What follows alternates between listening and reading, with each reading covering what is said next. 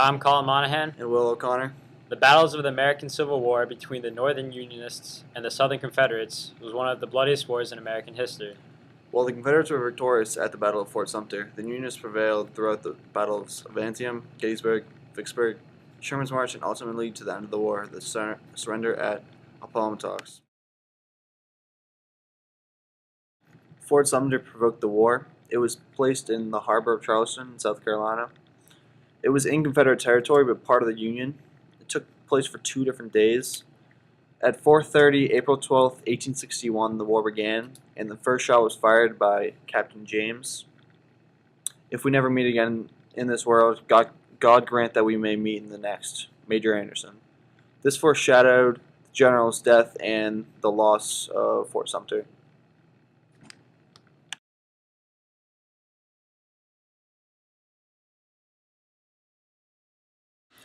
The Confederates led their army into Maryland and attacked at Antietam. General Lee of the Confederates and McClellan of the Union led their armies into Antietam, and what happened next was the largest battle in American history. And it was the bloodiest day where 22,000 American deaths happened. The majority of the battle was fought on Burnside Bridge.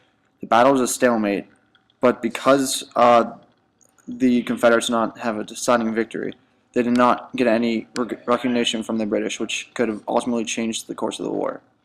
Lee successfully retreated because McClellan let him slip away. By not pursuing him, McClellan was later replaced.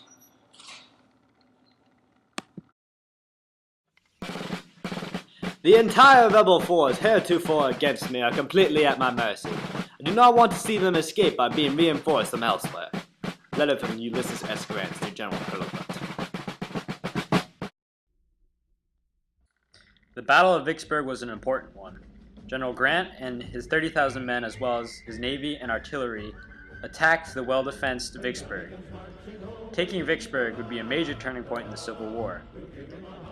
If they took Vicksburg, it would cut off the Confederacy from Arkansas, Louisiana, and Texas, as well as grant control of the Mississippi to the Union Army and the Union merchant ships.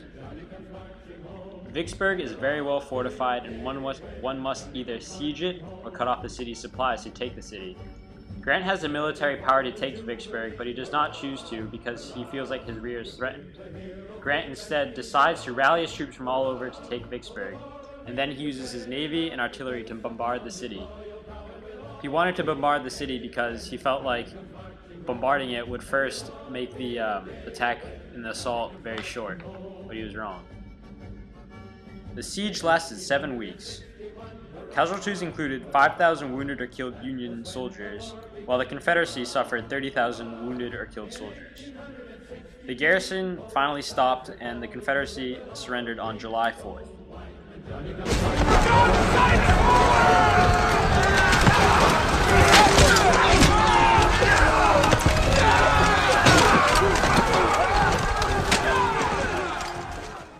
The art of war is simple.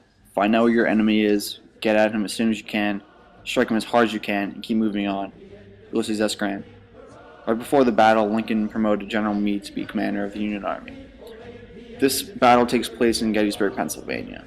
This major Union victory was a turning point of the war. This was a turning point because, after the battle, the Confederate army was severely crippled and weak in numbers. Union cavalry held off the Confederate troops from advancing and taking the city. The Union had strategic advantages because of this, because they were on a hill, so they got to fire down with their artillery on the Confederates. After a 3-day bloody battle, a total of 63,000 American deaths. Pickett's charge consisted of 13,000 men, and the march was 2 miles long. By the end of this one battle, 1/3 of the Confederate army was dead, as well as 1/4 of the Union army. Sherman's March. General Sherman led over 100,000 men across the South, burning and pillaging Southern infrastructure, homes, and cotton plantations. Sherman destroyed everything without mercy. His goal was to make all Southerners feel the consequences of war. Sherman's march successfully was a morale kill to all Southerners. Sherman captured Savannah, pillaged Georgia, and set fire to South Carolina's capital, Columbia. General William Sherman made it clear that this is no gentleman's war. With an unceasing admiration of your constancy and devotion to your country, In a grateful remembrance of your kind and generous consideration of myself, I bid you all an affectionate farewell. Robert E. Lee. The surrender at Appomattox Courthouse. Sherman's march, as well as the Union's blockade along the Mississippi, forced General Lee and his men to surrender in Richmond. Lee only had 30,000 men left when he surrendered. General Lee surrendered to General Grant at Appomattox Courthouse. Lee valued his men's sacrifice and valor on the battlefield. The surrender at the Appomattox Courthouse marked the end of the Civil War.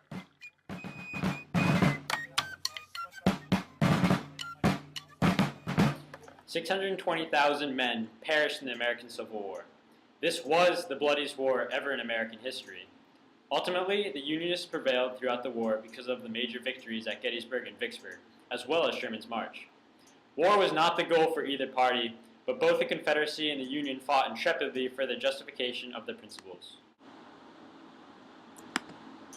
Both parties advocated war, but one of them would make war rather than let the nation survive, and the other would accept war and let it perish. And war came, fondly do we hope, fervently do we pray. This mighty scourge of war may speedily pass away. President Abraham Lincoln. Johnny comes marching home, and we'll all feel gay when Johnny comes marching home.